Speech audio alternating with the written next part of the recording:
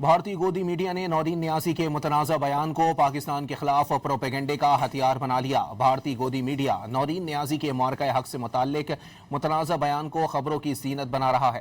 بانی P T I کی بہن نورین نیازی نے ایک انٹرویو میں معرکہ حق پر افواج پاکستان کو بیجا تنقید کا نشانہ بنایا۔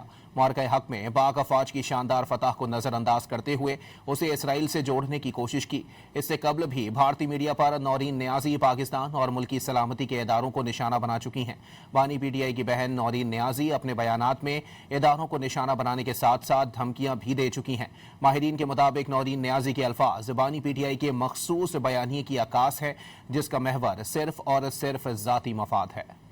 بھارتی گودی میڈیا نے نورین نیازی کے متنازع بیان کو پاکستان کے خلاف پروپیگنڈے کا ہتھیار بنا لیا۔ بھارتی گودی میڈیا نورین نیازی کے معرکہ حق سے متعلق متنازع بیان کو خبروں کی زینت بنا رہا ہے۔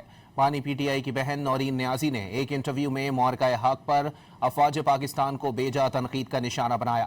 معرکہ حق میں پاک افواج کی شاندار فتح کو نظر انداز کرتے ہوئے اسے اسرائیل سے جوڑنے کی کوشش کی۔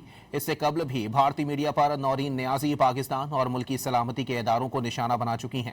بانی پی ٹی آئی کی بہن نورین نیازی اپنے بیانات میں اداروں کو نشانہ بنانے کے ساتھ ساتھ دھمکیاں بھی دے چکی ہیں۔ ماہرین کے مطابق نورین نیازی کے الفاظ بانی پی ٹی آئی کے مخصوص بیانیے کی عکاس ہے، جس کا محور صرف اور صرف ذاتی مفاد ہے۔